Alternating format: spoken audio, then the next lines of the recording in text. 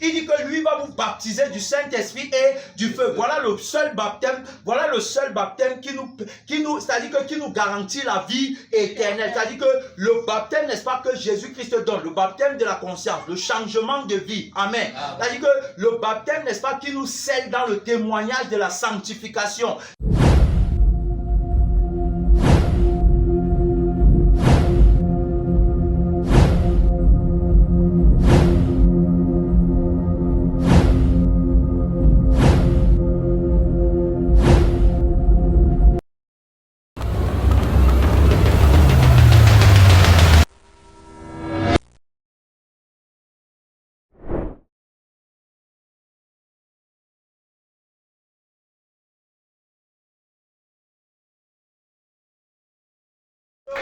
Si tu mens, tu ne le feras pas. Si tu récites les mots, tu ne le feras pas. Oui. Si tu n'es pas sincère, tu ne le feras pas. Si tu n'es pas sincère, mon frère et ma soeur, appelle le Seigneur Jésus, appelle le Rédempteur aimé. Mon frère et mon roi, c'est toi que je veux voir. Dans mon cœur, je veux voir Jésus. Dans la prédication, je veux voir Jésus. Dans le message, dans la parole, je veux voir Jésus. Je veux voir Jésus. Alléluia, alléluia. Oh mon frère, réveille-toi, ma soeur, réveille-toi. Oui, je veux voir Jésus. Dans le message, je veux voir Jésus. Mon frère, réveille-moi. Mon frère, aie pitié de moi. Mon frère, prends contrôle. Mon père, conduis-nous. Enseignant vivant, c'est toi qu'on veut voir. Oui, c'est Jésus qu'on veut voir. Le sanctificateur, le purificateur, qui ne donne pas les informations, mais il sanctifie véritablement. Papa, aide-nous. Oh, aujourd'hui, à cette heure, en ce moment, je veux voir Jésus.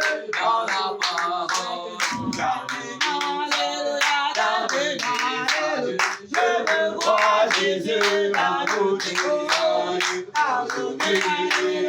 aujourd'hui, je veux voir Jésus aujourd'hui, dans mon cœur, dans mon cœur, dans mon cœur, dans mon cœur, je veux voir Jésus dans mon cœur, dans mon âme, dans mon âme, dans mon âme, je veux voir Jésus dans mon âme, dans mon Jésus, dans mon Jésus, dans mon Jésus, je veux voir Jésus dans mon Jésus, dans ma vie, dans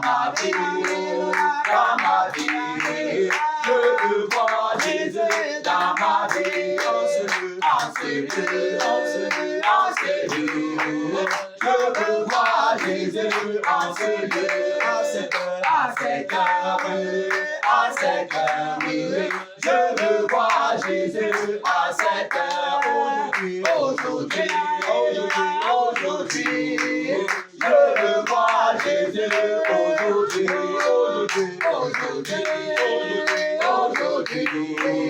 je veux voir Jésus aujourd'hui.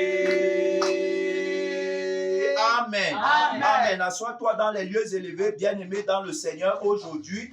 Dans mon cœur, dans ce service, en ce moment, je veux voir Jésus. C'est Jésus que je veux voir. C'est Jésus que je suis venu rencontrer. Jésus est la parole de Dieu. Jésus est l'enseignant vivant. Le Saint-Esprit nous l'a rappelé très bien. Amen. Amen. Jésus est l'enseignant vivant. Jésus enseigne en donnant sa vie. Quand Jésus m'enseigne, il me donne sa vie. Jésus ne peut pas me rencontrer sans me donner sa vie. Amen. Amen. Gloire à Dieu. Amen. Alors donc, je suis là pour recevoir la vie de Jésus. Vous allez voir, beaucoup de personnes aujourd'hui ne connaissent pas Jésus parce qu'elles n'ont pas reçu sa vie. Tu ne peux pas connaître Jésus sans sa vie en toi. Amen. Amen. La vie de Jésus, c'est la vie de sanctification. La vie de Jésus, c'est ça qu'on appelle la vie éternelle. C'est la vie du salut. Quiconque a rencontré Jésus a reçu le salut. La Bible nous dit que quiconque pêche ne l'a pas vu et ne l'a pas connu. Alors donc, si la vie de Jésus est en moi, ça veut dire que la vie qui est en moi, c'est la vie de sainteté. Et la Bible dit que le Dieu de paix Père vous sanctifie lui-même tout entier. Alors donc, je dois être sanctifié dans mon corps, dans mon âme et dans mon esprit. C'est la preuve que j'ai la vie de Jésus en moi. Alors donc, Jésus a dit à Nicodème que si un homme ne naît de nouveau, il ne peut voir le royaume des cieux. La nouvelle naissance, c'est la réception de la vie de Jésus. Gloire à Dieu. Donc, je reçois la vie de Jésus dans mon cœur. C'est-à-dire naître d'eau et d'esprit. C'est-à-dire que l'eau de la parole, n'est-ce pas, qui vient me laver, qui vient me purifier. Donc, il dit à Nicodème que si un homme ne naît de nouveau, il ne peut voir le royaume de Dieu. Et Nicodème va donc le questionner au sujet, n'est-ce pas, de la nouvelle naissance. Il va demander que, est-ce qu'un homme qui est déjà vieux comme moi peut retourner dans le sein de sa mère et renaître? Alors donc, Jésus lui dit que ce n'est pas ça. Tu me comprends, n'est-ce pas, charnellement. Tu ne me comprends pas par l'esprit. Et ce qui est évident, parce que tu n'as pas reçu l'esprit de Dieu. Tu ne fais pas partie de mes disciples. Beaucoup de personnes aujourd'hui sont à l'église et sont comme Nicodème. C'est-à-dire qu'elles ont la connaissance de la parole. Elles ont, n'est-ce pas, certaines révélations dont elles se glorifient. Elles sont aussi dans beaucoup d'activités. Elles jeûnent, elles prient, alors elles prêchent, elles prophétisent, mais en réalité ne sont pas nées de nouveau. Si tu ne nais pas de nouveau, tu ne peux pas voir le royaume de Dieu. Donc il faut que je naisse de nouveau pour voir le royaume de Dieu. Et la Bible dit que si tu crois, n'est-ce pas, en Jésus, tu vas recevoir de Jésus la vie éternelle. Il dit si tu confesses de ta bouche le Seigneur Jésus et si tu crois dans ton cœur que Dieu l'a ressuscité des morts, tu seras sauvé. Tu vois, si tu crois dans ton cœur. Mais pour que tu crois, la parole doit être prêchée comme Paul a parlé aux Galates. Est-ce par les œuvres de la loi que vous avez reçu l'esprit ou par la prédication de la foi? Donc, il y a une prédication qui suscite la foi. Alors, donc, moi, par exemple, je suis né de nouveau comment? Alors, je suis né de nouveau par la prédication de la parole. C'est-à-dire que cette parole, n'est-ce pas, a changé ma conception de la vie. Amen. C'est-à-dire que m'a amené à voir que, en fait, la réalité, c'est dans l'éternité. C'est-à-dire que si, durant, n'est-ce pas, mon pèlerinage sur la terre, je n'ai pas la nature qu'il me faut pour vivre éternellement, alors donc je serai jeté dans le feu éternel. Et l'Esprit de Dieu a fait son rôle en me convainquant, n'est-ce pas, que la vie que j'ai est une vie de péché et que ce n'est que par la foi en Jésus que je peux recevoir la vie qui ne pêche pas. Amen. Et donc, m'accordant avec la voix de l'Esprit, j'ai donc obtenu la vie éternelle. C'est-à-dire que je suis entré par le témoignage de la mort et de la résurrection de Jésus dans une vie qui s'affectionne désormais aux choses d'en haut et non plus aux choses de la terre. Parce qu'avant, c'était le contraire. Alors donc, bien aimé dans le Seigneur, c'est en cela qu'on comprend très bien qu'il y a une prédication qui suscite véritablement la foi. La Bible nous dit que Jésus est l'auteur et le consommateur de notre foi. Alors donc, il est l'auteur et le consommateur de la vraie foi parce qu'on a étudié qu'il y a une fausse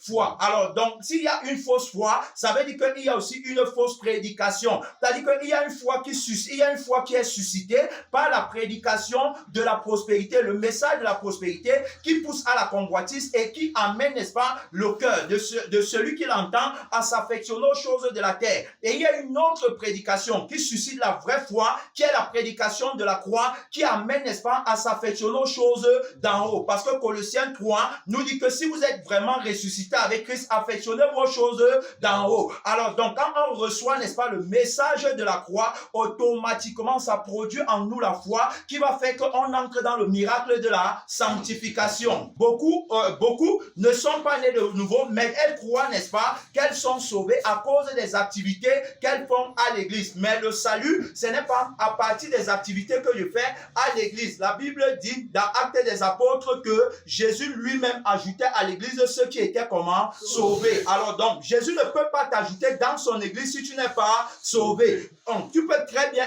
être compté dans la dénomination, mais ne pas être compté dans l'église du ciel. C'est pourquoi aujourd'hui, il y a beaucoup de religieux à l'église, c'est-à-dire qui n'ont pas une intimité avec le Saint-Esprit, mais qui se lancent dans beaucoup d'activités. Ça ne doit pas être ton cas, mon frère et ma soeur. Tu dois bien examiner si tu es véritablement né de nouveau. C'est-à-dire que quand on dit que quelqu'un est né de nouveau, ça veut dire qu'il a changé de vie. Quand on dit que quelqu'un est né de nouveau, ça veut dire que désormais, il s'affectionne, n'est-ce pas, aux choses d'en haut et non plus aux choses de la terre. C'est ça la nouvelle naissance. La nouvelle naissance, c'est la nouvelle nature que Christ te donne en remplacement de l'ancienne. Amen. La nouvelle naissance, c'est l'Esprit de Dieu que tu reçois en remplacement de l'esprit du monde qui était en toi. C'est ça la nouvelle naissance. Donc c'est un changement de vie, de nature, d'esprit, de conscience. La nouvelle naissance, c'est un changement de force, d'intérêt intérêts, tout ce que tu peux imaginer. Donc, tu changes complètement. Alors, donc, quelqu'un qui est né de nouveau, c'est quelqu'un qui manifeste naturellement les fruits de l'esprit. Qu'est-ce que la Bible nous dit, bien aimé, dans le Seigneur? On parle, n'est-ce pas, de notre maître qui est capable, même si tu n'es pas né de nouveau, de te donner, n'est-ce pas, la nouvelle naissance, qui est capable de toucher ton cœur par la prédication afin que tu reviennes véritablement à lui et que tu ne perdes pas ton âme. Donc, tu dois, n'est-ce pas, avoir le témoignage de ta nouvelle naissance. Dans le cas contraire, tu n'entreras pas au ciel. Un chrétien qui n'a pas de témoignage, c'est un chrétien qui n'est pas né de nouveau. Amen. Il dit dans Galates, chapitre 5, verset 22, mais le fruit de l'esprit, c'est quoi? C'est l'amour, la joie, la paix, la patience, la bonté, la bénignité, la fidélité, la douceur, la tempérance. Il dit encore au verset 23, la loi n'est pas contre ces choses. Tu vois, dans le fruit de l'esprit. Alors donc, beaucoup disent qu'ils sont nés de nouveau, mais ne connaissent pas l'amour, la joie, la paix, la patience, la bonté. Beaucoup disent qu'ils sont nés de nouveau, mais ils sont incapables même de pardonner. Alors donc, ils n'ont pas eux-mêmes connu le pardon de Dieu dans leur vie. Alors donc, celui qui, au contraire, a rencontré Dieu, porte en lui la vie de l'esprit, qui l'amène à manifester dit naturellement. Les fruits de l'esprit ne copient pas. Il ne force pas. Pourquoi après, quand la chair le rattrape, alors donc par sa réaction, il démontre qu'en réalité, il n'était pas né de nouveau. Non, bien aimé, ce n'est pas comme ça. Alors donc, quelqu'un qui est né de nouveau porte les fruits ici en lui. Tu es né de nouveau. Christ habite en toi par la foi. Alors donc, désormais, tu t'affectionnes vraiment à la vie qui pardonne, à la vie qui aime, à la vie joyeuse, à la vie, n'est-ce pas, qui est en paix. C'est-à-dire que tu deviens un homme de paix. Tu deviens, n'est-ce pas, sage selon l'Esprit de Dieu. Tu t'affectionnes à la croix de Christ. C'est-à-dire que tu ne prends plaisir qu'à la présence de Dieu. Tu es animé, n'est-ce pas, par un vrai zèle. Amen. Ce que j'ai contre toi, c'est que tu as abandonné ton premier amour. C'est que vraiment, tu étais né de nouveau, mais en chemin, tu as convoité. Tu as pris un désir qui t'a éloigné de moi. Et du coup, tu ne me sers plus avec zèle et dévotion. Tu me sers maintenant par intérêt. Tu me sers maintenant en fonction de ce que les yeux voient. C'est-à-dire que tu fais maintenant les activités pour être approuvé des hommes. Tu t'en fous désormais. Tu ne regardes plus au salut de ton âme. Même si ta relation avec moi n'est pas au bon point, ça ne te dit absolument rien. Pourvu qu'on te voie à la surface, pourvu qu'on te voie dans les activités. Quelqu'un qui est né de nouveau ne marche pas comme ça, bien aimé, dans le Seigneur. Un né de nouveau, c'est quelqu'un, n'est-ce pas, qui assure d'abord sa relation intime avec Jésus plutôt que sa relation avec les hommes. C'est quelqu'un, n'est-ce pas, qui s'assure d'abord de plaire à Dieu, n'est-ce pas, plutôt que de plaire aux hommes. C'est quelqu'un qui marche selon la volonté de Dieu. C'est quelqu'un, n'est-ce pas, qui recherche uniquement les intérêts de Christ uniquement. Voilà quelqu'un qui est né de nouveau. Donc tout ce qu'il fait, ce n'est pas pour que le pasteur me voie, ce n'est pas pour que les hommes m'approuvent, ce n'est pas pour qu'on dise que j'ai bien fait, ce n'est pas pour qu'on dise que je suis conduit par l'esprit. Non, non, non, bien aimé, dans le Seigneur, c'est de manière naturelle, parce que je prends plaisir à cette vie. Je suis content, je suis très heureux de servir le Seigneur. Il m'a donné la nature qui se plaît, n'est-ce pas, dans la présence de Dieu. Gloire à Dieu. Amen. Donc, je parle ici de la nouvelle naissance. Comment tu vas faire pour savoir? C'est-à-dire que la vie agit naturellement. On ne force pas. Tu vas voir un frère, une soeur qui est né de nouveau. Tu vas voir, il aime beaucoup Jésus. Amen. Pourquoi? Parce que Jésus l'a sauvé de ses péchés. Jésus l'a convaincu par le Saint-Esprit qu'il était un pécheur et par le biais de l'évangile. Donc, bien aimé dans le Seigneur, il fait tout pour conserver la vie qui est en lui. Alors, donc, c'est donc par le biais de la nouvelle naissance qu'on reçoit l'Esprit de Dieu. Est-ce qu'on comprend? C'est-à-dire que tu reçois l'Esprit de Dieu par le biais de la nouvelle naissance. Tu ne peux pas recevoir l'Esprit de Dieu si tu n'es pas né de nouveau. Le Saint-Esprit n'est pas donné au vieil homme, mais le Saint-Esprit est donné à l'homme nouveau. Rappelons-nous très bien que Jésus qui est loin de Dieu va recevoir l'Esprit. C'est-à-dire l'Esprit va descendre sur lui après qu'il soit sorti de l'eau. Amen. C'est-à-dire que c'est quand Jésus sort de l'eau que le Saint-Esprit descend. Or, quand Jésus entre dans l'eau du baptême, c'est pour symboliser, c'est pour montrer aux yeux, n'est-ce pas, à la face du monde,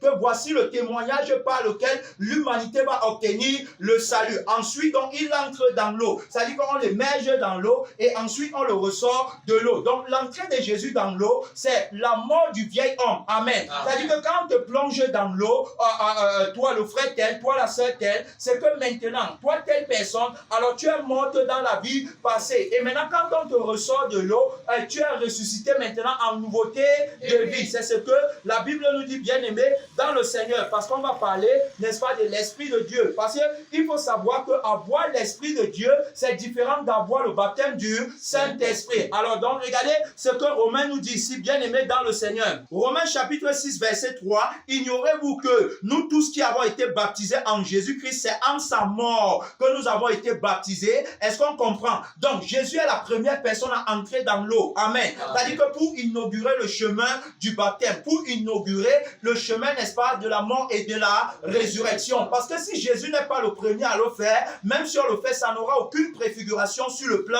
éternel. Est-ce qu'on comprend? C'est-à-dire que sur le plan spirituel, ça n'aura pas de préfiguration, puisque Jésus qui vient, n'est-ce pas, se manifester dans la chair, c'est-à-dire qu'il amène le règne de l'esprit dans la vie des hommes. Est-ce qu'on comprend? C'est-à-dire qu'il vient, n'est-ce pas, avec la réalité du ciel sur la terre. Alors donc c'est pourquoi il inaugure le chemin là. Et donc toute personne qui part entrer dans l'eau, il est en train de s'accorder avec le témoignage de la mort et de la résurrection de Jésus. Ça veut dire qu'il a eu foi véritablement en Jésus. C'est pourquoi il a accepté d'entrer dans l'eau. Donc il entre dans l'eau parce qu'il a foi en Jésus et il comprend très bien que le baptême, ce que je suis en train de faire, c'est c'est-à-dire que c'est l'accomplissement de ce qui a été fait sur le plan spirituel dans ma vie. Est-ce qu'on comprend? Amen. Si on part ici dans le livre de 1 Pierre, bien aimé, on va lire un peu les versets bibliques. Aujourd'hui, on va lire beaucoup de versets bibliques. Regardez ici là dans le livre de 1 Pierre, chapitre 3, verset 21. Écoutez ce que la parole de Dieu dit. Cette eau était une figure du baptême, montrant par là que le baptême a deux figures. Amen. Il y a une figure sur le plan physique et il y a une figure sur le plan spirituel. C'est ça qu'il faut bien comprendre parce qu'on parle de recevoir l'esprit et de recevoir également le baptême du Saint-Esprit. Deux choses bien différentes. Alors, dans la première, c'est quoi? Il dit cette eau était une figure du baptême qui n'est pas la purification des souillures du corps, mais l'engagement d'une bonne conscience envers Dieu. Voilà, donc on parle ici de l'engagement d'une bonne conscience envers Dieu. Il dit que, et qui maintenant vous sauve, vous aussi, par la résurrection de Jésus-Christ. Quand tu t'engages à entrer dans l'eau, on dit que c'est l'engagement d'une bonne conscience. Donc tu es conscient que désormais, tu ne marches plus selon le monde, mais tu marches selon Christ. Beaucoup de personnes vont se baptiser et ensuite ne vont pas recevoir le baptême du Saint-Esprit parce qu'en réalité, l'enseignement sur le baptême ne les a pas été donné. Ils n'ont pas compris que je suis en train, n'est-ce pas, de témoigner devant la face du monde que désormais, je ne marche plus comme je marchais avant, mais maintenant, par la puissance de l'Esprit de Dieu que j'ai reçu, je marche en nouveauté de vie. C'est ça qui dit que c'était une figure du baptême. Alors donc, tu peux bien recevoir le baptême de l'eau et ne pas entrer au ciel. Est-ce qu'on comprend? Mais il y a un baptême que si tu reçois, tu ne vas pas rater le ciel. Amen. Alors donc, le baptême, n'est-ce pas, dans l'eau, c'est la préfiguration du baptême que Christ va te donner. Le baptême que Christ, lui, va te donner, c'est le baptême de sa mort et de sa résurrection. C'est-à-dire que quand tu t'accordes avec lui comme le brigand à la croix, que tu meurs avec lui, alors donc tu vas ressusciter avec lui. C'est ça qu'on appelle le baptême. Amen. Amen. C'est pourquoi on préfigure ça maintenant sur le plan physique en amenant les gens dans l'eau. Donc ici là, il parle de ce baptême. Je reviens dans le livre de Romains. Il dit cela que, ignorez-vous que nous tous qui avons été baptisés en Jésus-Christ, c'est en sa mort que nous avons été baptisés. Donc le baptême, n'est-ce pas, le baptême de l'eau que tu as reçu, c'est le baptême en la mort de Jésus. Amen. Et parce qu'il a dit ici dans le livre de 1 Pierre 3, 21 que, alors donc par la résurrection, c'est-à-dire que le baptême là, c'est le symbole de la mort et de la résurrection. Donc c'est-à-dire que lorsqu'on te trempe dans l'eau et qu'on te ressort de l'eau, c'est le symbole, n'est-ce pas, de sa mort et de sa résurrection. Et il dit encore que nous avons donc été ensevelis avec lui par le baptême en sa mort. Donc quand on t'a plongé dans l'eau, c'est que tu as été enterré. Amen. Tu as été enterré. Donc l'ancien toi est mort avec ses convoitises, avec ses désirs, ses passions, ses envies, avec tout ce que tu peux imaginer. Tu as été enterré. Et ensuite, maintenant, il dit que afin que comme Christ est ressuscité des morts par la gloire du Père, de même, nous aussi, nous marchons comment? En nouveauté de vie. Gloire à Dieu. Amen. Tu vois? C'est-à-dire que comme Christ est ressuscité des morts, de même quand tu vas sortir de l'eau, que tu puisses marcher en nouveauté de vie. Donc, tu dois savoir que le baptême, n'est-ce pas, que tu fais dans l'eau, c'est la confirmation de la vie qui t'a été donnée et qui permet que désormais, désormais tu ne marches plus comme tu marchais avant, c'est-à-dire que selon la chair, mais que désormais tu marches par l'esprit, donc en nouveauté de vie. Et il dit maintenant que, en effet, si nous sommes devenus une même plante avec lui, par la conformité à sa mort, donc on devient une même plante avec Christ par la conformité à sa mort au travers du baptême. C'est pour ça que, alors donc, ce qu'on fait dans l'eau, c'est pour c'est-à-dire que c'est un témoignage aux yeux des hommes. Je ne sais pas si on se comprend.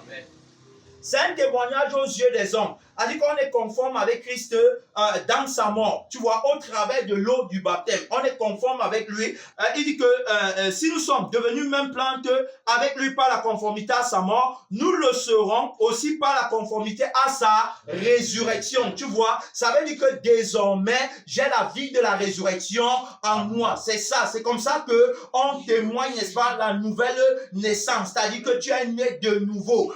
N'auront droit à l'esprit que ceux qui sont conformes au baptême, n'est-ce pas, de la mort et de la résurrection de Jésus. C'est ceux-là qui vont recevoir l'Esprit de Dieu. Il n'y a pas de demi-mesure. C'est la parole qui a donné le cheminement. Amen. Alors donc, il dit encore que, sachant que notre vieil homme a été crucifié avec lui, afin que le corps du péché fût comment? Détruit. Tu vois? Donc, il dit que par la résurrection, la force du péché meurt complètement et désormais on reçoit la force de l'Esprit pour faire la volonté de Dieu. Amen. C'est pourquoi tout à l'heure, il a été dit par la grâce de notre Père que le Saint-Esprit ne peut pas conduire quelqu'un qui aime sa vie dans le monde. C'est complètement illégal pour lui. Pour que le Saint-Esprit puisse t'assister en tout, tu dois, n'est-ce pas, tu dois recevoir le baptême. C'est-à-dire que tu dois, quand je dis recevoir le baptême, ce n'est pas dit que ce n'est pas dit que de manière littérale, qu'on va aller te mettre dans l'eau, on va te faire sortir, tu vas recevoir l'Esprit. Non. C'est-à-dire que tu dois t'accorder avec la mort et la résurrection de Jésus pour recevoir l'Esprit. En d'autres termes, t'accorder avec sa mort et sa résurrection, c'est que tu t'accordes avec Jésus sur le fait que la mort de Jésus, c'est la mort de ta vie et que la résurrection de Jésus, c'est l'émergence d'une vie nouvelle que Dieu te donne. Amen. Amen. Donc, tu as compris, n'est-ce pas, que c'est l'identification à sa mort et à sa résurrection. Et tu as compris également que voilà ceux, n'est-ce pas, qui reçoivent l'Esprit de Dieu. Voilà ceux qui reçoivent l'Esprit de Dieu. C'est pourquoi tu vois, quand tu reçois la parole, alors, donc, il est très important, n'est-ce pas, que tu entres dans l'eau pour te faire baptiser. Mais ce n'est pas pour dire que c'est ça qui te sauve. Parce que si tu te baptises dans l'eau et que en toi-même, tu n'as pas accepté de perdre ta vie dans le monde, alors donc ton baptême là devient littéral. Ça devient le baptême de la lettre. Ça n'a pas de préfiguration spirituelle. Parce que le baptême, n'est-ce pas, c'est en réalité la mort de la vie du monde. La mort de la vie du péché. En réalité, le vrai baptême, c'est la mort de Christ à la croix. Il y a des gens qui donnent souvent leur témoignage que quand je suis né de nouveau, quand j'ai accepté, n'est-ce pas, de marcher avec Christ, quand je lui ai donné entièrement ma vie, il m'a guéri du cancer, il m'a guéri, n'est-ce pas, de la maladie de telle ou de telle, il m'a guéri, par exemple, de n'importe quelle maladie que tu connais, le VIH, sida, les hépatites et autres, les gens témoignent. Alors donc, ça, ce sont des guérisons sur le plan physique. Pourquoi? Parce que tu es entré dans la vie qui ne connaît pas la maladie. Amen. Alors donc, les maladies là sont restées dans l'eau avec le vieil homme. Est-ce que tu comprends? C'est pourquoi quand il y a repentance sincère, le Seigneur, alors donc, si ça lui plaît, il te guérit de toutes les maladies qui sont sur ton corps afin que tu sois 100% de tes capacités pour le servir. Amen. Bien-aimé dans le Seigneur, c'est Jésus, n'est-ce pas, qui est la seule personne capable de te donner la vie, qui ne connaît pas d'infirmité, qui ne connaît pas de maladie ni de faiblesse. C'est Jésus. C'est pourquoi tu dois croire en lui. Alors, donc, le fait que tu crois en lui doit nécessairement te faire entrer dans le miracle de la sanctification. Tu ne peux pas dire que je crois en Jésus et demeurer dans tes péchés. Amen. Amen. Si tu dis que je crois en Jésus et que ton péché demeure, ça veut dire que ta foi est fausse ou encore que tu crois au faux Jésus. Parce que beaucoup disent qu'ils croient en Jésus, mais eux, ils croient au Jésus qui donne les choses de la terre. Donc, ce n'est pas ça la vraie foi. Nous, on croit en Jésus pour l'obtention de la vie éternelle. Voilà, nous, on croit en celui qui est capable de sanctifier. C'est pourquoi vous voyez que dans leur prédication, dans leur témoignage, ils ne vibrent jamais en phase avec la sainteté. mais ils vont donner le témoignage, n'est-ce pas, au sujet de ce qu'ils ont obtenu par rapport à leur chair et par rapport à leur vie sur la terre. Mais ils ne diront jamais comment Dieu les a délivrés du péché, parce qu'en réalité, ils ne sont pas délivrés de leur péché. On ne peut pas commencer à marcher avec Dieu sans une véritable repentance ou encore sans un véritable engagement. C'est-à-dire que sans un accord véritable, n'est-ce pas, de partir avec Jésus qui a dit si quelqu'un veut me suivre, qu'il renonce à lui-même. Donc si je veux la vraie délivrance, si je veux la vraie liberté, si je veux la sainteté dans mon corps, dans mon âme, dans mon esprit, si je ne veux plus que les serpents mangent dans mon ventre, si je ne veux plus, n'est-ce pas, avoir les mauvais rêves, si je ne veux plus être troublé dans mon âme, je dois, n'est-ce pas, m'accorder avec Christ à la croix pour la mort de ma vie. C'est comme ça que mon contrat avec le diable est rompu. Il n'y a pas d'autre délivrance que la mort et la résurrection de Jésus. C'est le témoignage par lequel on entre dans la vie qui n'a pas de péché. C'est le témoignage par lequel on entre dans la vie qui n'a pas de mauvais rêves, qui n'a pas de mauvaises pensées, qui n'a pas de péché, qui n'a rien. C'est la vie de Jésus que j'ai obtenue. Donc, bien aimé, dans le Seigneur, vous voyez, nous sommes dans la parole. Je précise bien, ici là, il est question pour nous d'être éclairés au sujet de l'Esprit de Dieu et du baptême du Saint-Esprit. Donc, je m'en vais rapidement dans Actes chapitre 19. Ici là, bien aimé dans le Seigneur, Acte 19, la Bible nous dit ceci. Pendant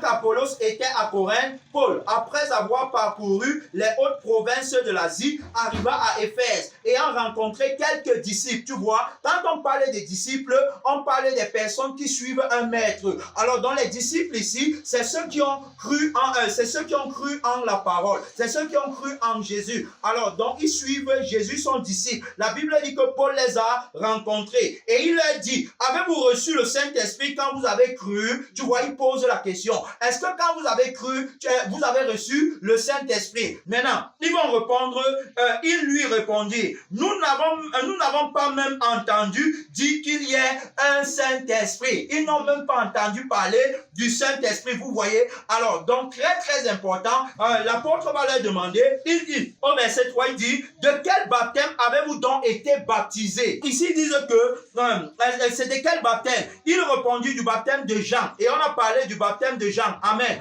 On a vu que le baptême de Jean, c'est pour pousser à la repentance. Mais il y a un autre baptême. Regardez maintenant ce que l'apôtre Paul va leur dire ici là. Le baptême de Jean, si vous voulez, on peut partir là-bas. Mais je vais d'abord lire au verset 4. La Bible dit que, alors Paul dit, Jean a baptisé du baptême de repentance, disant au peuple de croire en celui qui venait après lui, c'est-à-dire en Jésus. Tu vois, donc ici, il rend témoignage à la vérité. Tu vois, ici, là, il met en exergue le témoignage de Jésus par lequel on reçoit le baptême du Saint-Esprit. Donc, quand le témoignage entre dans ton cœur, tu vas absolument recevoir. Donc, ici, il dit maintenant que celui qui venait après lui, c'est-à-dire en Jésus. Sur ces paroles, il fut baptisé au nom du Seigneur Jésus. Lorsque Paul leur eut imposé les mains, le Saint-Esprit vint sur eux et ils parlaient en langue et prophétisaient. Tu vois, ils étaient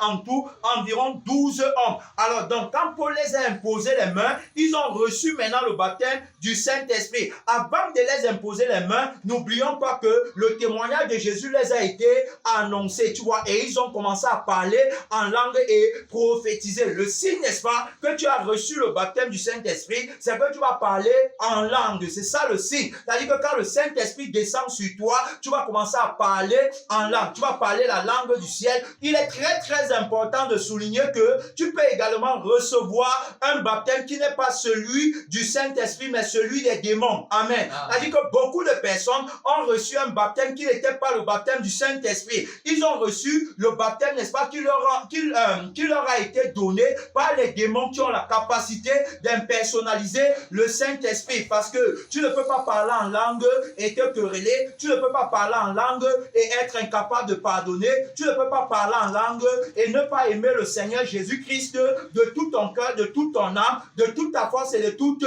ta pensée. Tu ne peux pas parler en langue et ne pas aimer ton prochain comme toi-même. Ce n'est pas le baptême du Saint-Esprit. l'esprit. Si tu parles en langue et que tu remarques que la vie de la chair a encore le dessus sur toi, ce n'est pas le baptême du Saint-Esprit. Le baptême du Saint-Esprit, c'est la plénitude de l'Esprit de Dieu en toi. Tu comprends? C'est-à-dire que là, c'est que tu es déjà ivre de l'Esprit. Amen. Tout comme quand quelqu'un boit le vin, à un moment, il devient ivre. C'est-à-dire qu'au début, il commence à boire. Tu vois, il est un peu, mais il est encore lucide. C'est-à-dire qu'il a bu, alors ça agit en lui, mais il a encore un peu de lucidité. Mais quand il exagère, alors donc tu vas voir que le vin là-bas le remplit et il sera complètement ivre au point de ne même plus se contrôler. Tu vois, c'est la même chose avec l'Esprit de Dieu. Tu as reçu l'Esprit de Dieu, mais maintenant la vie de l'Esprit doit grandir en toi au point de déborder. Amen.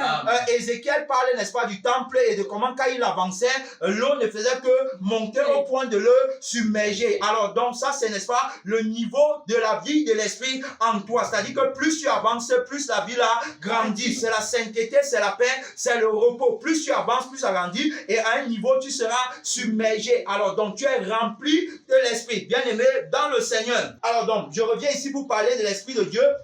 Vous voyez, les disciples de Jésus qui étaient aussi ses apôtres avaient reçu l'Esprit de Dieu parce que beaucoup disent, c'est-à-dire que j'ai entendu, n'est-ce pas, certaines personnes dire que les apôtres, n'est-ce pas, qui marchaient avec le Seigneur Jésus-Christ, alors donc, ils n'avaient pas l'Esprit de Dieu. J'ai entendu certaines personnes dire ça, qu'ils n'avaient pas l'Esprit de Dieu, mais que c'est parce que Jésus était avec eux, qu'ils faisaient, n'est-ce pas, les miracles, les prodiges qu'il faisait. Donc, ils n'avaient pas l'Esprit de Dieu. Bien aimé dans le Seigneur, alors donc, il faut savoir que lorsque tu es né de nouveau, tu as reçu l'Esprit de Dieu. Voilà, tu as reçu l'Esprit de Dieu.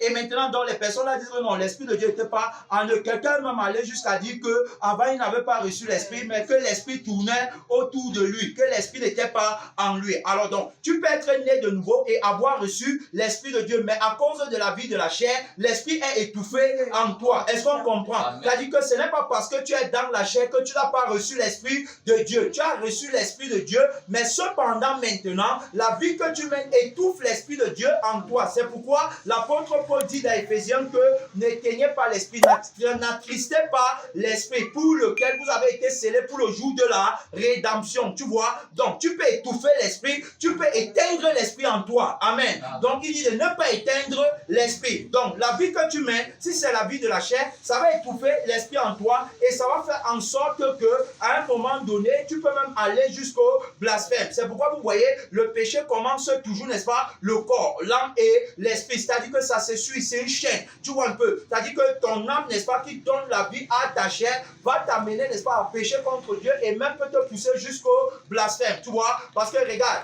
les péchés de ton corps, par exemple, vous allez voir les femmes en maquillage, en pantalon et tout ça, vous allez voir, n'est-ce pas, les hommes qui s'habillent en Christ comme quand ils étaient dans le monde. C'est-à-dire que rien n'a changé en eux. Les péchés du corps, si, alors donc ça découle de quoi? Ça découle de la convoitise. Amen. Et la convoitise agit dans l'âme. Est-ce qu'on comprend? C'est-à-dire que ça agit dans l'âme. C'est-à-dire qu'ils veulent satisfaire les désirs et les passions de la chair. Alors que la parole nous dit que ceux qui sont en Jésus-Christ ont crucifié la chair avec ses désirs et ses passions. Voulant donc satisfaire ces désirs, automatiquement, ils vont donc pécher, n'est-ce pas, contre leur corps qui est le temple de Dieu. Et ensuite, maintenant, à cause de la même convoitise, ils vont aller chercher la puissance, s'attachant ainsi c'est-à-dire à un autre esprit qui n'est pas l'esprit de Dieu. C'est pourquoi vous voyez, bien aimé dans le Seigneur, le péché, n'est-ce pas, appelle un autre péché. Et c'est pourquoi on ne peut pas marcher avec le Seigneur si on n'accepte pas la crucifixion de la chair avec ses désirs et ses passions. Amen. Alors donc, ce n'est que quand la chair est morte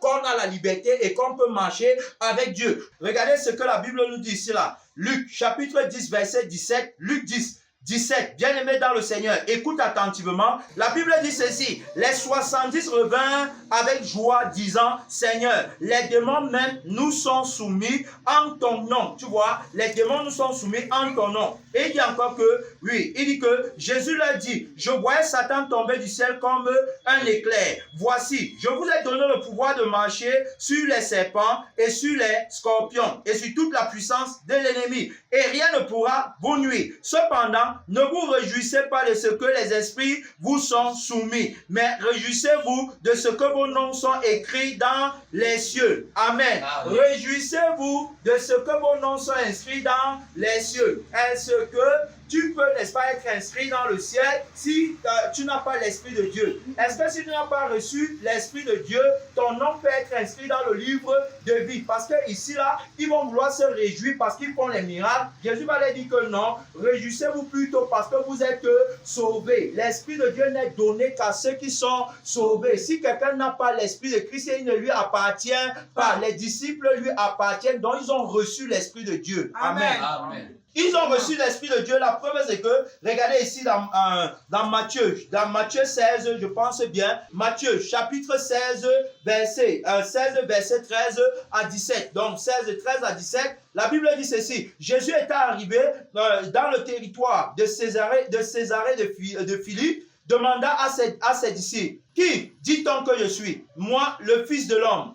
Alors, il répondit au verset 14, les uns disent que tu es Jean-Baptiste, les autres Élie, les autres Jérémie ou l'un des prophètes. Et vous, leur dit-il, qui dites-vous que je suis? Regardez la réponse ici. Simon-Pierre répondit, tu es le Christ, le Fils du Dieu vivant. Il dit dans ceci, Jésus reprenant la parole, lui dit, tu es heureux, Simon, fils de Jonas, car ce ne sont pas la chair et le sang, tu vois. Alors donc il dit bien que ce ne sont pas la chair et le sang, montrant par là que la révélation, n'est-ce pas, qu'il vient de donner ne vient pas de lui-même. Or, on sait que quiconque vit par lui-même ne peut pas avoir la révélation de qui est véritablement Jésus. Et la Bible nous dit que personne ne peut dire que Jésus est le Seigneur si ce n'est pas le Saint-Esprit. Mais voici Pierre, n'est-ce pas, qui marche avec Jésus. Jésus n'a pas encore été glorifié, tu vois. Mais maintenant, il connaît que Jésus est le Sauveur. Il connaît que Jésus est le Fils de Dieu, tu vois. Donc, il va dire que ce n'est pas la chair et le sang, c'est mon Père qui est dans les cieux, tu vois.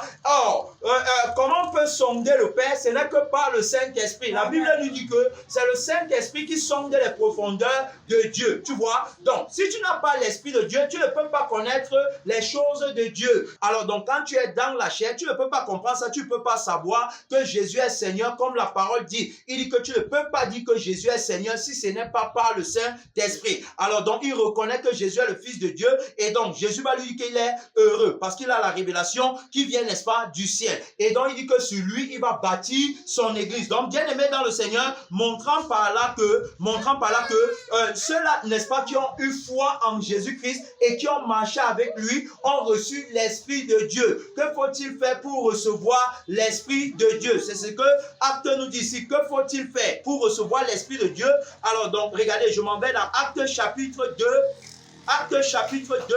Pour montrer ici là, mon frère et ma soeur, que tu peux avoir l'Esprit de Dieu, mais ne pas avoir le baptême du Saint-Esprit. Donc, Acte chapitre 2, verset 37, la Bible dit que, verset 37, la Bible dit, après avoir entendu ce discours, dans la prédication de Pierre et des autres apôtres, la Bible nous dit, bien aimé dans le Seigneur, il eut le cœur vivement touché. Et il dit à Pierre et aux autres apôtres, hommes frères, que ferons-nous? Pierre leur dit, répentez-vous et que chacun de vous soit comment? Baptisé au nom de Jésus-Christ pour le pardon de vos péchés. Alors donc tu vois que ici il insiste sur le pardon des péchés, parce que tu ne peux pas recevoir le Saint-Esprit si tes péchés ne sont pas pardonnés. Et il dit donc, et vous recevrez le don du Saint-Esprit. Faites-vous baptiser. Vous avez entendu la prédication, tu as écouté la parole de Dieu. Est-ce que tu t'es véritablement repenti? Parce qu'ils ont posé la question. Ça, c'est la preuve que leurs cœurs ont été touchés. C'est pourquoi quand on te prêche la parole, la preuve, n'est-ce pas, palpable que tu as reçue, se fait voir par la véracité des questions que tu poses. Comment faire pour être alors sauvé? Comment faire pour recevoir l'Esprit de Dieu? Qu'est-ce que je dois faire? Alors donc, tu vas voir, quand ça ne t'a pas touché, tu ne peux pas poser ce genre de questions. Quelqu'un qui a bien compris, comprend qu'il n'est pas sauvé, s'il ne reçoit pas le pardon de Dieu, il ne peut pas également avoir le Saint-Esprit, et donc il ne peut pas, n'est-ce pas, marcher comme Dieu Dieu veut. Il pose dans la question et Pierre va leur dire ce qu'il faut faire. Il dit qu'il faut la repentance. Il faut, n'est-ce pas, que vous... c'est-à-dire qu'il faut que vous démontrez, n'est-ce pas, votre foi en Jésus par le baptême. C'est-à-dire que vous acceptez le baptême. Alors donc, bien aimé dans le Seigneur, voilà ce qu'ils vont faire. Donc ici maintenant, après avoir fait ça, ils vont recevoir l'Esprit. Parce que la Bible dit que ceux qui acceptaient sa parole, tu vois, ils ont accepté la parole, furent baptisés. Amen. Amen. Furent baptisés. Ils ont reçu la parole, alors on les baptise. On ne peut pas aller te baptiser quand tu ne reçois pas la parole dans ton cœur. C'est pourquoi vous voyez alors beaucoup sont à l'église, mais ils n'ont même pas l'Esprit de Dieu. Et quand on parle de baptisés, on remplit seulement les formalités pour remplir l'église. Ce n'est pas ça le baptême. C'est-à-dire que tu dois d'abord recevoir la parole. Acte 2, 41. Ceux qui acceptaient sa parole furent baptisés et en ce jour-là, le nombre des disciples augmenta d'environ 3000 âmes. Ils ont accepté la parole. Ils ont reçu la parole. Est-ce que tu as reçu la parole? Est-ce que tu as accepté dans ton cœur? Est-ce que tu crois vraiment en Jésus? Tu vois, parce que si on vient même ici, bien aimé dans le Seigneur, toujours dans l'acte des apôtres, si on vient voir ici avec Philippe et l'énuque, on va voir que l'énuque a accepté la parole de Dieu. Amen. Regardez ce que la Bible dit. Acte 8, verset 34, la Bible dit que l'énuque dit à Philippe, je te prie, de qui le prophète parle-t-il ainsi? Est-ce de lui-même ou de quelqu'un d'autre? Tu vois? Alors Philippe, ouvrant la bouche et commença par ce passage, lui annonça la bonne nouvelle de Jésus. Tu vois, c'est le témoignage de Jésus qui te permet de recevoir l'Esprit de Dieu. Sans le témoignage de Jésus, tu ne peux pas recevoir l'Esprit de Dieu. Et qu'est-ce que j'entends par le témoignage de Jésus? C'est rien d'autre que sa mort et sa résurrection. Jésus est mort, n'est-ce pas? Jésus est mort et il est ressuscité pour notre justification. Jésus est mort pour tuer en nous la vie de la condamnation et il est ressuscité pour qu'on soit justifié. C'est le témoignage là que Philippe a annoncé à l'énuque et c'est le même témoignage qui doit être annoncé. C'est le témoignage là qu'on annonce jusqu'aux extrémités de la terre. Allez et faites de toutes les nations mes disciples. Voilà, baptisez-les au nom du Père, du Fils et du Saint-Esprit et enseignez-les à observer ce que je vous ai appris. Tu vois, donc t'as dit que faites de mes disciples, communiquez-les la vie que vous avez obtenue. Parlez-les de mon témoignage par lequel ils peuvent être sauvés. Car Dieu a tant aimé le monde qu'il a donné son Fils unique, afin que quiconque croit en lui, gloire à Dieu, croit en Jésus, il doit croire. Il doit croire que Jésus est le Fils de Dieu, il doit croire que Jésus est le Messie, il doit croire que Jésus est la parole de Dieu, il doit croire que Jésus est le sauveur de l'humanité, il doit croire que Jésus est la seule personne capable de résoudre le problème du feu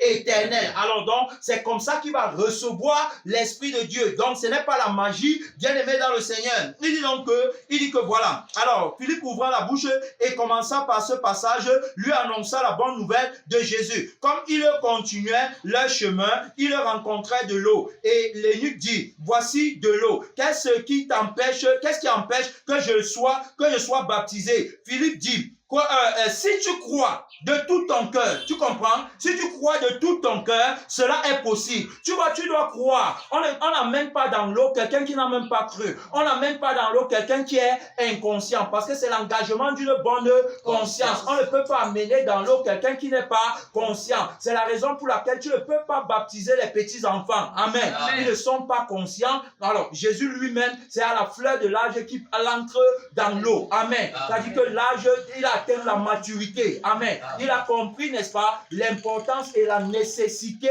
de servir le Seigneur. Amen. Et donc, il dit ici que Philippe dit, si tu crois de tout ton cœur, cela est possible. L'énuque répondit, je crois que Jésus est le Fils de Dieu. Tu as vu? Alors, après la prédication de l'évangile, il croit. Il dit que je crois que Jésus est le Fils de Dieu. Donc, c'est pas là. Et regardez ce que la Bible nous dit ici dans Actes chapitre 10, verset 43. La Bible dit que tous les prophètes rendent de lui le témoignage que quiconque croit en lui reçoit par son nom le pardon des péchés. Est-ce que tu as compris? C'est-à-dire que lorsque tu crois en Jésus, tes péchés te seront pardonnés et tu vas recevoir le don de l'Esprit. Tu vas recevoir l'Esprit de Dieu. C'est pourquoi celui qui a cru véritablement manifeste aussi naturellement les fruits de l'Esprit. Amen. Alors tu vois un chrétien qui n'arrive pas à porter en lui la vie de sainteté, il n'arrive pas à porter les fruits de l'Esprit, c'est tout simplement qu'il n'a pas cru. Dieu. Amen. C'est tout simplement qu'il est incrédule. C'est pourquoi sa vie demeure. Jésus dit que si vous étiez véritablement aveugle, alors donc vous n'auriez pas de péché. Mais puisque vous dites que vous voyez, c'est-à-dire qu'ils sont tellement incrédules et que leur aveuglement, n'est-ce pas, leur fait croire qu'ils sont en train de voir. Donc en réalité, la lumière qui est en eux est ténèbres. Ils n'arrivent pas à voir que Jésus est le Messie qui a été annoncé dans l'ancienne alliance par les prophètes et par les psaumes. Amen. Alors donc ils n'arrivent pas à reconnaître ça. Et eux, ils croient qu'ils voient en s'appuyant sur la loi de Moïse. Or, en lisant Moïse, le voile est jeté sur eux. Ce n'est que quand on croit en Jésus que le voile est ôté. Autrement dit, c'est quand on croit en Jésus que la vie du péché est enlevée. Donc, ne crois pas que tu peux te sanctifier par toi-même. Amen.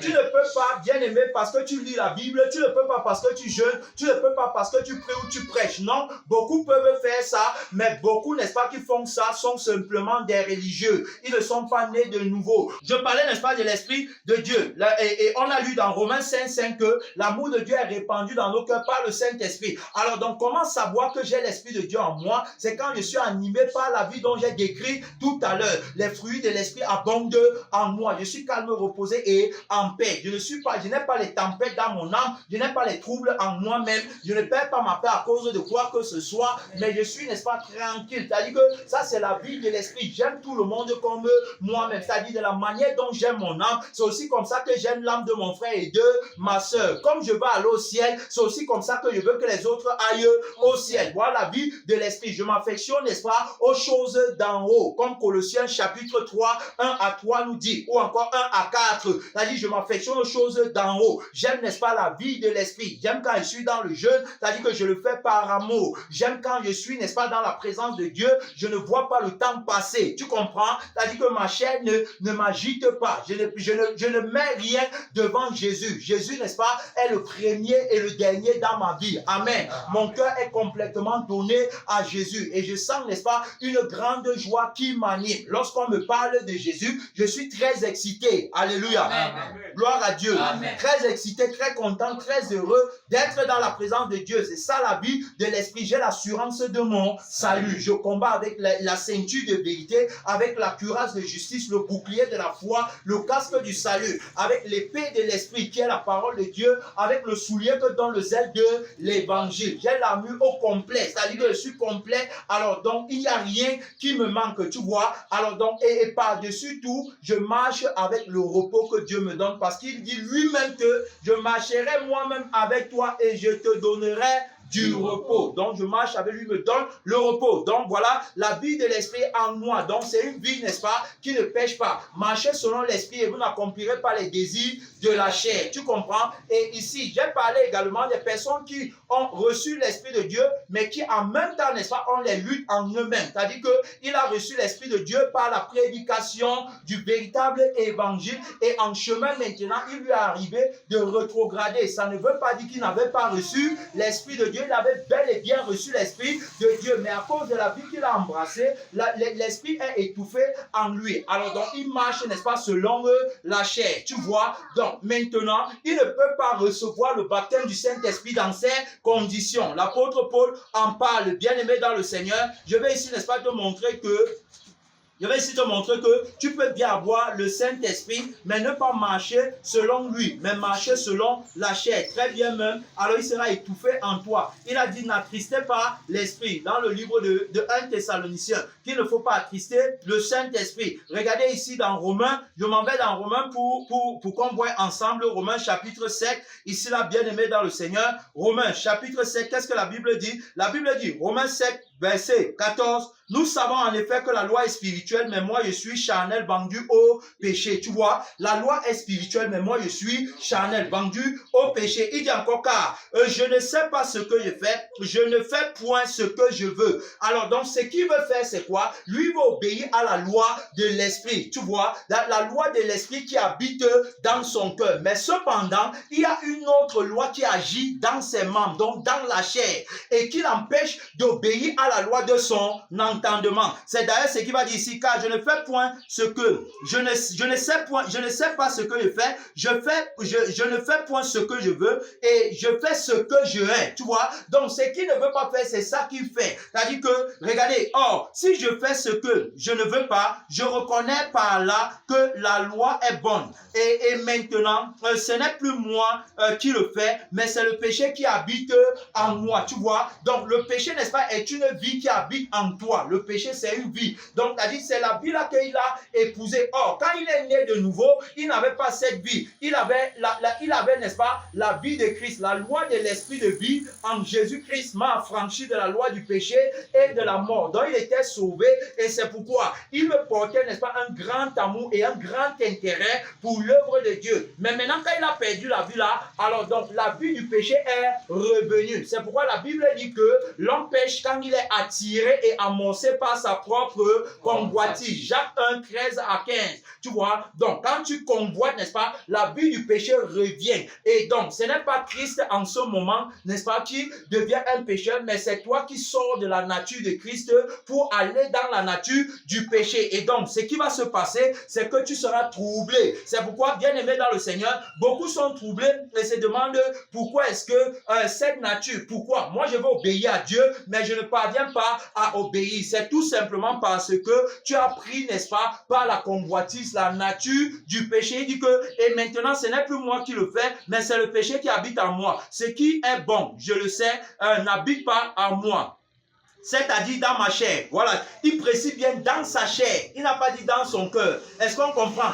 Dans la chair. C'est pourquoi vous voyez, la chair est condamnée à perpétuité. La chair ne peut pas obéir à Dieu. La Bible dit que la chair est inimitié contre Dieu. C'est pourquoi la chair doit être crucifiée. Il dit, n'habite pas dans ma chair. J'ai la volonté, mais non le pouvoir, non le pouvoir de faire le bien. Tu vois, il a la volonté, donc il veut faire. C'est pourquoi tu vois pas le baptême, n'est-ce pas? Le baptême de la repentance. Alors c'est la volonté là qui s'exprime. C'est-à-dire que tu veux obéir à Dieu. Tu veux faire la volonté de Dieu. C'est pour ça que quand tu te baptises, alors tu reçois maintenant l'Esprit de Dieu qui va t'aider dans le combat là. Est-ce qu'on comprend? Alors maintenant, il dit encore que, il dit que, voilà, il dit la volonté, mais il n'a pas le pouvoir. Mais par la foi en Jésus, qui a le pouvoir de le faire, il va obtenir, n'est-ce pas, la victoire. Amen. Amen. La Bible dit que, car je ne fais pas le bien que je veux et je fais le mal que je ne veux pas. Et si je fais ce que je ne veux pas, ce n'est plus moi qui le fais, c'est le péché qui habite en moi. Donc, il reconnaît que l'homme nouveau et le vieil homme. C'est d'ailleurs la raison pour laquelle il aura la révélation, n'est-ce pas, au sujet de l'homme nouveau et le vieil homme. Il dit, dépouillez-vous du vieil homme, parce qu'il comprend que c'est le vieil homme, n'est-ce pas, qui est attaché au péché et qui fait le mal. Alors, donc, le vieil homme, en faisant le mal, c'est sa nature là-bas. Donc, il le fait naturellement. Or, l'homme nouveau ne prend pas plaisir à faire le mal. Et c'est pourquoi l'Esprit de Dieu est donné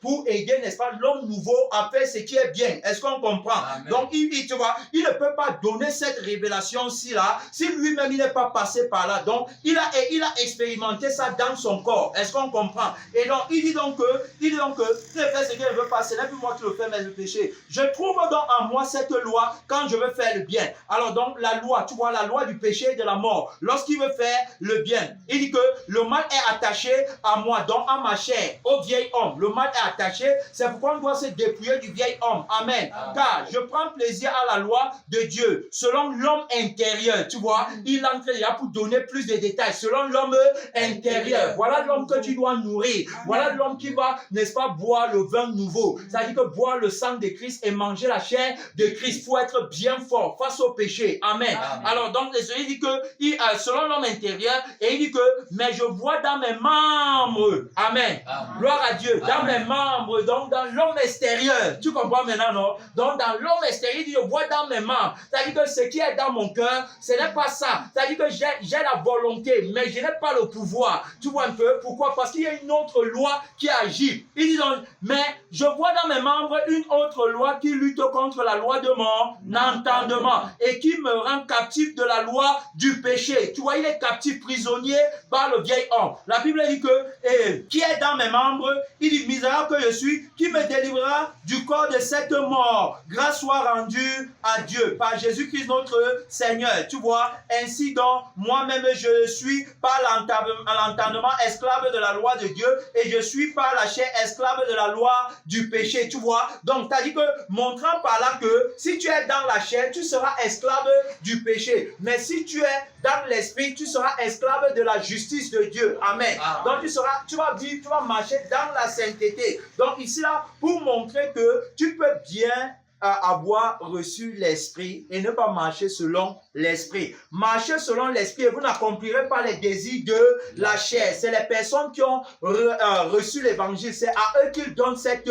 enseignement. Parce que quelqu'un qui n'a pas reçu cet enseignement ne peut pas savoir ce que veut dire marcher selon l'esprit et marcher selon la chair. Regardez, quand tu n'avais pas l'esprit, est-ce que la fornication n'était pas normale pour toi? Quand tu n'avais pas reçu l'esprit, est-ce que la masturbation n'était pas normale pour toi? Beaucoup aujourd'hui même enseignent que la masturbation est normale. C'est ça, non? Ils disent que c'est normal. Et quand tu n'avais pas reçu l'esprit, est-ce que tu savais que les crânes et tout ça, les traditions et autres, ça ne plaît pas à Dieu et que c'est le péché? Est-ce que tu savais ça? Mais quand tu as reçu l'esprit, tu as pris connaissance, n'est-ce pas, que tout ça c'est le péché et désormais tu évites. Alors donc c'est pas l'esprit que tu évites de faire ça. Alors quand tu es face au péché, est-ce que c'est l'esprit de Dieu qui te convainc de ne pas pécher ou bien c'est toi-même qui te convainc que c'est mauvais? C'est l'esprit de Dieu qui te convainc. Quand bien même d'aucuns pas te faire malgré que l'esprit les convainc que ce n'est pas bon, n'est-ce pas? Alors pourquoi? Parce qu'ils sont victimes, n'est-ce pas, de la loi qui agit dans leurs membres alors qu'ils ont reçu l'esprit. Amen.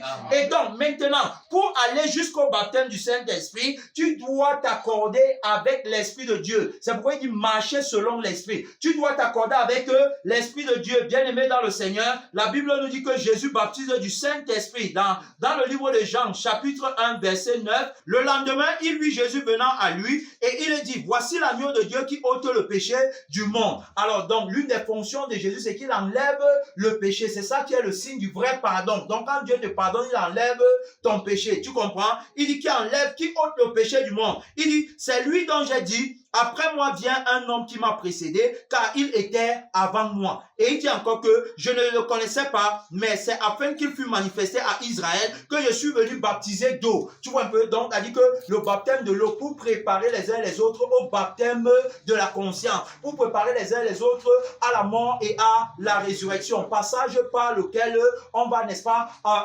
obtenir la grâce de Dieu, passage par lequel on va obtenir la vie éternelle. Et la Bible dit que Jean rendit ce témoignage, j'ai vu l'Esprit descendre du ciel comme une colombe et s'arrêter sur lui. Je ne le connaissais pas, mais celui qui m'a envoyé baptiser d'eau, celui-là m'a dit, celui sur qui tu verras l'Esprit descendre et s'arrêter, c'est celui qui baptise du Saint-Esprit. Tu comprends? Celui sur qui tu verras l'Esprit descendre et s'arrêter, c'est lui qui baptise du Saint-Esprit. On ne parle plus de l'Esprit de Dieu. Maintenant, c'est le baptême du Saint-Esprit. Dans Matthieu, chapitre 3, regardez, c'est de ça qu'il parle ici, bien aimé, dans le Seigneur. Matthieu, chapitre 3, verset 11. Moi, je vous baptise d'eau pour vous amener à la repentance, mais celui qui vient après moi est plus puissant que moi. Je ne suis pas digne de porter ses souliers. Lui, il vous baptisera du Saint-Esprit et de quoi? Et de feu. Et de feu. Tu comprends? Donc, il a dit que moi, le baptême que je vous donne, c'est pour vous... C'est-à-dire que c'est un baptême, n'est-ce pas, selon la lettre qui confirme l'action de l'Esprit. Est-ce qu'on comprend? C'est-à-dire que je vous baptise selon la lettre, le baptême de Jean, le baptême de l'eau. Mais Jésus, maintenant, lui, vient vous donner la vie de ce que vous avez préfiguré par le baptême de l'eau. Donc, comme maintenant vous êtes entré dans l'eau pour montrer que vous êtes mort, n'est-ce pas, et que vous êtes ressuscité, lui, il vient avec la réalité de ce qui a été fait dans l'eau. Est-ce qu'on comprend? Amen. Alléluia. Amen. Il dit que lui va vous baptiser du Saint-Esprit et du feu. Voilà le seul baptême qui nous garantit la vie éternelle. C'est-à-dire que le baptême, n'est-ce pas, que Jésus-Christ donne, le baptême de la conscience, le changement de vie. Amen. C'est-à-dire que le baptême, n'est-ce pas, qui nous scelle dans le témoignage de la sanctification. C'est-à-dire que qui nous approuve comme ayant renoncé à nos vies sur la terre. C'est-à-dire que désormais on est mort, on est complètement crucifié et si on vit maintenant, c'est par lui et pour lui qu'on vit. Est-ce qu'on comprend? C'est le baptême là qu'on appelle le baptême de feu. C'est ça qui est aussi le baptême du Saint-Esprit. Amen. Le baptême de feu. C'est-à-dire que la puissance de Dieu pour le témoignage. Amen. Parce que Jésus ne peut pas te donner le baptême du Saint-Esprit s'il ne t'a pas sanctifié. Or, s'il te sanctifie, Ensuite, il te donne le baptême du Saint-Esprit pour que tu sortes témoigner et que la puissance de Dieu t'accompagne par des signes et des prodiges. C'est pourquoi vous voyez, il va dire ici là, dans le livre de Marc, Marc chapitre 16, ici là, regardez ce que Jésus va dire. Bien-aimé dans le Seigneur, je suis en train de chuter. Marc chapitre 16, verset 15. Puis il a dit, allez par tout le monde et prêcher la bonne nouvelle à toute la création. Celui qui croira et qui sera baptisé sera comment? Sauvé. Mais celui qui ne croira pas sera condamné. Voici les miracles qui accompagneront ceux qui auront cru. En mon nom, ils chasseront les démons. Ils parleront de nouvelles langues. Ils saisiront des serpents. S'ils boivent quelques breuvages mortels, il ne leur fera aucun mal. Il ne leur fera point de mal. Ils imposeront les mains aux malades et les malades seront guéris. Donc au nom de Jésus, on reçoit le baptême du Saint-Esprit qui est la manifestation de la puissance de Dieu qui nous accompagne dans le témoignage, mon frère et ma soeur. Voilà, n'est-ce pas, le baptême, n'est-ce pas, qu'il te faut recevoir. Donc j'ai parlé, n'est-ce pas, de plusieurs aspects. J'ai parlé, n'est-ce pas, de l'esprit. C'est-à-dire qu'on doit être rempli de l'esprit et non être rempli de la vie de la chair. Amen. C'est-à-dire que rempli de l'esprit, c'est-à-dire la plénitude de l'esprit en nous, qui nous donne droit au baptême de feu. C'est-à-dire qui nous approuve comme étant des témoins de la résurrection de Jésus. Jésus a bien promis à ses disciples dans Actes des Apôtres, chapitre 1, ici là, il les a promis, bien aimés dans le Seigneur. Il les a dit que la puissance de Dieu va descendre sur eux et va les accompagner. Actes chapitre 1, verset 5, car Jean a baptisé d'eau, mais vous, dans peu de jours, vous serez baptisés du Saint-Esprit. Tu vois, Jean a baptisé d'eau, mais vous serez baptisés du Saint-Esprit. Alors les apôtres réunis lui demandaient, Seigneur, est-ce en ce temps-là que tu rétabliras le royaume d'Israël? Il leur répondit, ce n'est pas à vous de connaître les temps ou les moments que le Père a fixés de sa propre autorité, mais vous recevrez une puissance, le Saint-Esprit survenant sur vous, et vous serez mes témoins à Jérusalem, dans toute